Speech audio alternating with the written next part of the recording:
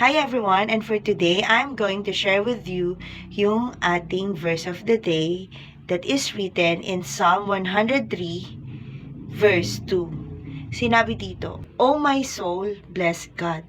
Don't forget a single blessing." Alam nyo ba na mas madalas pag masaya tayo, nakakalimutan natin yung naging dahilan kung bakit tayo naging masaya?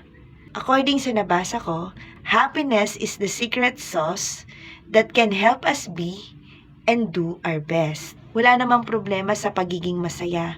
Ang nakakalungkot lang sa part na ito, pag tayo ay may problema, iniluluhod natin ito sa panalangin. Pupuri at sumasamba tayo lalo na sa oras na tayo ay down na. During the process that we are encountering God, ang intimate, ang on fire, hanggang dumating yung isang araw na Jesus answered what we are praying for. Tapos hindi na natin namamalayan that yung fire na iyon ay unti-unting nawawala, nanlalamig at napapalitan ng pagka-overwhelmed.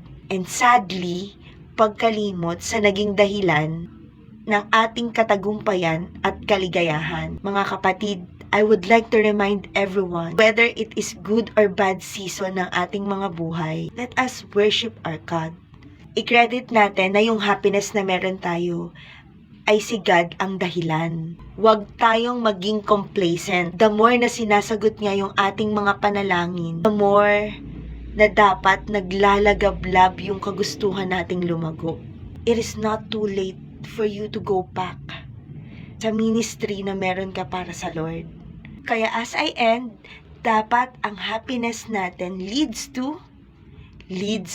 worship our God alone.